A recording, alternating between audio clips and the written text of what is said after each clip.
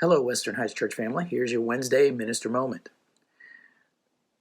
The song White Christmas is the most popular, best-selling Christmas song of all times. In fact, the version of it with Bing Crosby is the best-selling single of all times. Now, there's a line in that song, in the chorus, that goes like this. It says, "I'm dreaming of a white Christmas, just like the ones I used to know." That idea of looking back to the good old days, that's something that we often think about, days that we remember fondly, that we wish we could go back to. And that's not necessarily a bad thing, unless it causes us to lose sight of what God is doing now or what he plans to do in the future. In the book of Isaiah talks a lot about the coming Messiah, the chosen one of God who would come to rescue his people from the oppression that they have experienced and bring salvation to their lives and forgiveness of sin and peace and light. And within the context of all of those prophecies about the coming Messiah, Isaiah says these words in chapter 43. He says, "Forget the former things. Do not dwell on the past. See, I am doing a new thing. Now it springs up.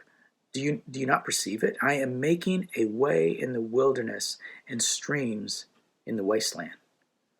God was saying that something new was coming, that he was preparing something new for the people. They needed to be paying attention to that something new was coming. The child that was born on Christmas night a long time ago was the Messiah, and he was coming to save his people. He was the King of the Jews. He was the one who was going to bring salvation not only to the Jewish people, but to all of the people of the world. He was the one who was going to bring relief from all the chaos that we experience in our lifetimes. He was the one who would bring forgiveness of sins. And so this was something new, but it was really different from what they even expected, because God was doing something unexpected through Jesus. He came near to the creation that he had made in a way that he had never done before. He walked among his creation. God lived among us through his son Jesus. And he gave us a view of God that we had never seen before, an up close and personal view of what God's character is like. Jesus' death on the cross, that was unexpected. But his death brought us forgiveness of sins. It helped us to see the love and the mercy and the grace of God. And then his resurrection, which was also unexpected. That was something brand new. It showed us the power of God.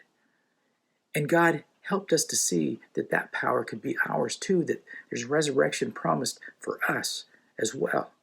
You see, the story of the birth of Jesus wasn't just a story about a cute little baby who was born a long time ago.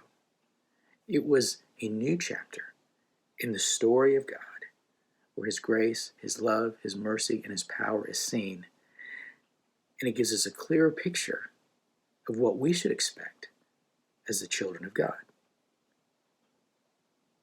In Revelation chapter 21,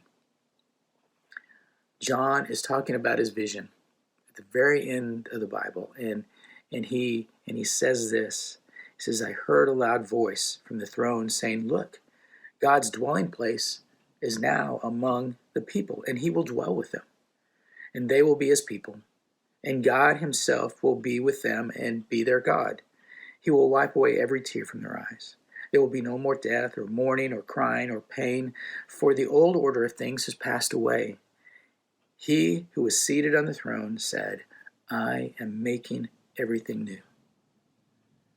Someday there'll be no more crying. There'll be no more grief. There'll be no more death. There'll be no more COVID. There'll be no more racial tensions. There will be no more political animosity. There will be no more grief and chaos, all because a long time ago, on a certain night, a baby was born. And that is something that we can rejoice in. I hope that this is an encouragement to you, and I hope you have a Merry Christmas.